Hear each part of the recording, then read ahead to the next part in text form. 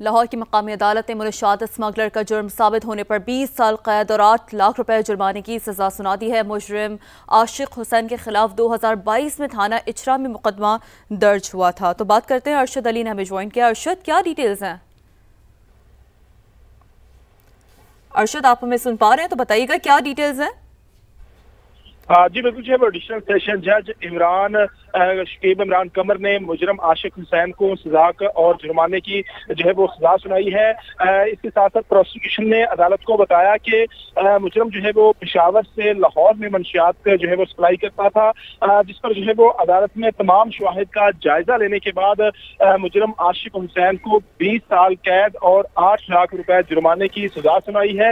عدالت نے کہا کہ پروسیکیوشن اپنا کیس ثابت کرنے میں جو ہے وہ کامیاب رہی ہے، جبکہ سرکاری وکیل وقار عابد بھٹی نے 8 گواہوں کو عدالت کے روبرو پیش کیا۔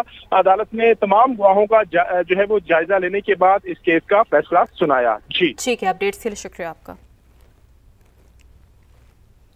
ننکانہ صاحب میں پنجاب اسمبلی میں مسلم لیگ نون کے چیف ویپ رانا محمد ارشد کے آبائی گھر میں ڈکیتی کی واردات، ڈاکو اہل خانہ کو یرغمال بنا کر لاکھوں روپے مالیت کے طلائی زیور، قیمتی سامان اور نقدی لوٹ کر لے گئے۔ بات کرتے ہیں نمائندہ سما عثمان سندرانہ ہمیں جوائن کر چکے ہیں۔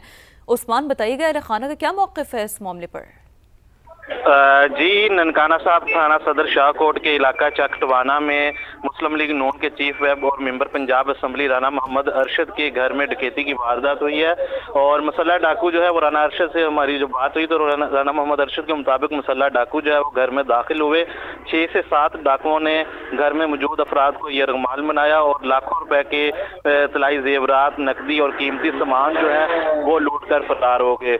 واردات کے دوران رانا محمد ارشد کے بھائی اور بھتیجوں کو جو ہے وہ بھی یرغمال بنایا گیا، اور یہ واردات جو ہے وہ رات 2 سے 3 بجے کے درمیان جو ہے وہ ہوئی ہے۔ ڈاکو اسلحے کے زور پر زیورات، نقدی رقم اور گھر میں موجود جو دیگر سامان تھا وہ لوٹ کر فرار ہو گئے، اور کمرے میں جو لاہور کے میو اسپتال سے اغوا ہونے والی بچی بازیاب، مصری شاہ کی رہائشی خاتون ملزمہ کو گرفتار کر لیا گیا۔ بات کریں گے نمائندہ سما جہانگیر خان ہمیں جوائن کر چکے ہیں۔ جہانگیر، بتائیے گا یہ گرفتاری کہاں سے عمل میں لائی گئی؟ یہ 2 دن کی بچی ہے، میو اسپتال سے اس کو اغوا کیا گیا تھا، جس کی کلوز سرکٹ فوٹیج بھی سامنے آئی تھی، جس کے بعد پولیس نے مختلف پہلوؤں پر تفتیش کرتے ہوئے مصری شاہ کے علاقے میں ہی چھاپہ مار رہا ہے، اور اس کارروائی کے دوران جو ملزمہ ہے رابعہ، اس کو گرفتار کیا گیا ہے اور بچی اس سے بازیاب کروا لی گئی ہے۔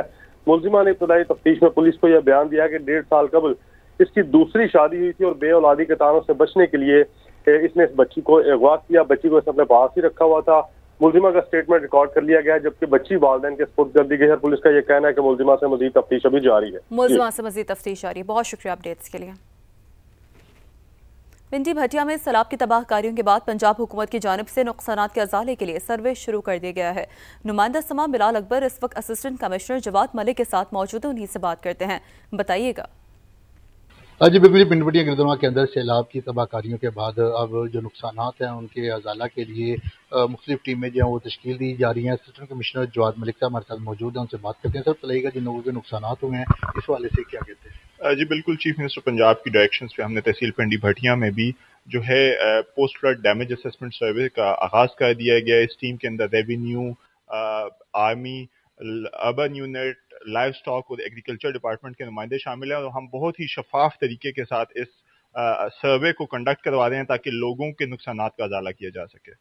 بالکل، جیسا کہ آپ نے اسسٹنٹ کمشنر صاحب کی بات کو سنا، ان کا یہ کہنا ہے کہ 25 ٹیمیں جو ہیں وہ تشکیل دی گئی ہیں، اس میں مختلف محکمے جو ہیں وہ شامل ہیں، اور جن کو مکمل شفاف طریقے کے ساتھ جو ہے یہ ساری ٹیمیں اپنا جو ہے ورک کریں گی۔ جی، سیلاب کی تباہ کاریوں کے بعد وادی معلم جبہ میں سیاحوں کی انٹری، سیلاب کے خدشات کے باعث اس وقت کیا صورتحال ہے، مزید بتا رہے ہیں سما کے نمائندے سید شہاب الدین۔ جی سید شہاب، بتائیے گا۔ جی، اس وقت میں سوات کی فلک بوس وادی معلم جبہ میں موجود ہوں۔ موسم بالکل بدل گیا ہے، رت بدل گئی ہے، ٹھنڈی ہوائیں چل رہی ہے، اور رات کے وقت اور صبح کے وقت معلم جبہ میں بالکل موسم سرد ہوتا ہے، اور یہاں کے لوگوں نے گرم ملبوسات کا استعمال بھی شروع کر دیا ہے۔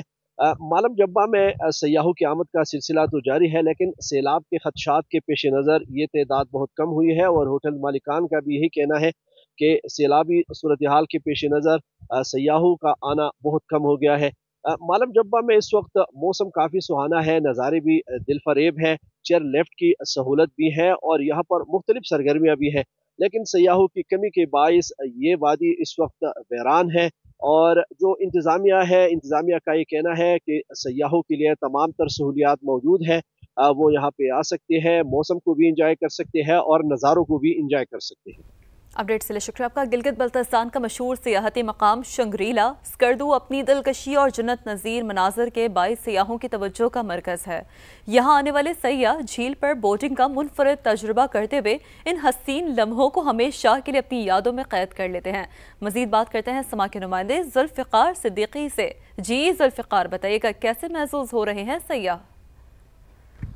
जी बिल्कुल, इस वक्त मैं मौजूद हूँ स्कर्दू के खूबसूरत और मशहूर सियाती मकाम पर। शंग्रीला रिजॉर्ट इसे कहा जाता है। यहाँ पर खूबसूरत पहाड़ों के बीच गिरा ये जो जगह है, ये सियाहों के लिए किसी जन्नत से कम नहीं। यहाँ पर आकर आप कुदरत की हसीन और खूबसूरत मनाजिर से आप लुत्फ़ अंदोज़ हो सकते हैं। इसके साथ साथ यहाँ पर आप बोटिंग भी कर सकते हैं। साफ़ और शफाफ क्रिस्टल यहाँ पर लेक है, इसके लहरों के ऊपर आप बोटिंग करके इसका भी इंजॉय, इसका भी मज़ा आप ले सकते हैं। इस वक्त आप देख सकते हैं यहाँ पर सियाहों की बड़ी तादाद इस जो खूबसूरत जो टूरिस्ट पॉइंट का उन्होंने रुख किया है और इस मौसम और इस कुदरत के हसीन नज़ारों से खूब इंजॉय कर रहे हैं। जी अपडेट से शुक्रिया आपका। आगे बढ़ते हैं, आपको बताते हैं इस्लामाबाद हाई कोर्ट के जस्टिस तारिक जहांगीरी को काम से रोकने का फैसला कलअदम करार दिया गया है। सुप्रीम कोर्ट ने जस्टिस तारिक महमूद जहांगीरी की अपील मंजूर कर ली है। आईनी बेंच ने जस्टिस तारिक महमूद जहांगीरी की दरख्वास्त निपटा दी है। सुप्रीम जुडिशल काउंसिल से ही एक जज को हटाया जा सकता है। जस्टिस जमाल मुदखिल ने ये रिमार्क्स दिए और रिट काबिल समात है या नहीं ये हाई कोर्ट ने तय करना है। बात करते हैं, सुहेल रशीद हमें ज्वाइन कर चुके हैं। सुहेल, बताइएगा क्या अदालती कार्रवाई रही है?